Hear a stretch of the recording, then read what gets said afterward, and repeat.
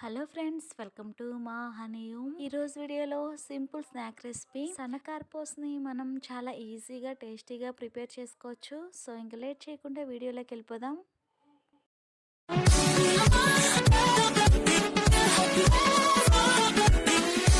సన్నకార్పూస తయారు చేసుకోవడానికి mixing bowl ఒకటి తీసుకొని అందులో ఒక కప్పు శనగపిండి వేసుకోవాలి. సేమ్ కప్పుతో ఒక కప్పు బియ్యం పిండి వేసుకోవాలి. బియ్యం పిండి వేసుకోవడం వల్ల సన్నకార్పూస చాలా క్రిస్పీగా వస్తాయి.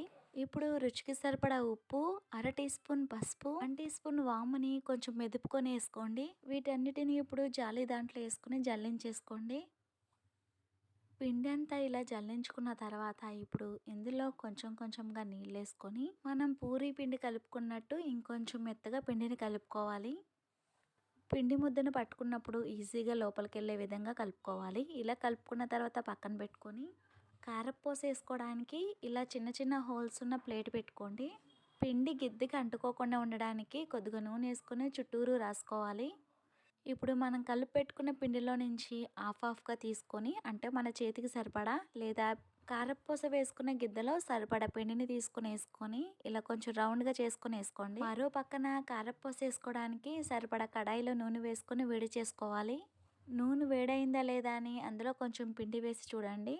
వెంటనే పిండి ఇలా పైకి తేలితే గనక వేడైపోయినట్టే. ఇంకా పక్కకు తీసేసుకొని వీటిని ఆయిల్ వేడైన తర్వాత మంట సిమ్ ఫ్లేమ్లో పెట్టుకొని మనం రెడీగా పెట్టుకున్న సన్నకారపూస గిద్ద తీసుకొని ఇక్కడ వీడియోలో చూపిస్తున్నట్టు రౌండ్గా వేసుకోవాలి.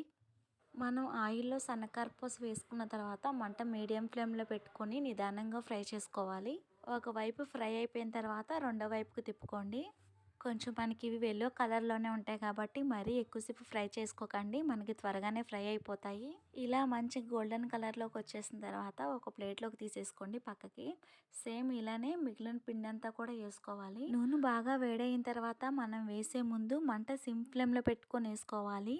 లేదంటే నూనెలో ఉన్న వేడి మన చేతులకు తాకి మనం సరిగా వేయలేము. అందుకని సిమ్ ఫ్లేమ్లో పెట్టుకొని వేసుకోండి. ఇలానే పిండి అంతా అయ్యే వరకు వేసుకున్న తర్వాత లాస్ట్గా ఇందులోనే కొద్దిగా కరివేపాకు కూడా వేసుకొని ఫ్రై చేసుకోండి. అంతే, ఎంతో టేస్టీగా ఉండే సన్నకారపూస రెడీ.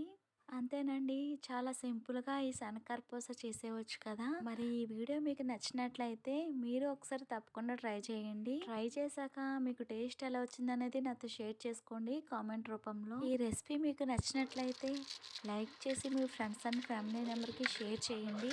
మరిన్ని ఈజీ రెసిపీస్ కోసం మా హనీయం ఛానల్ని సబ్స్క్రైబ్ చేయండి. Thank you for watching.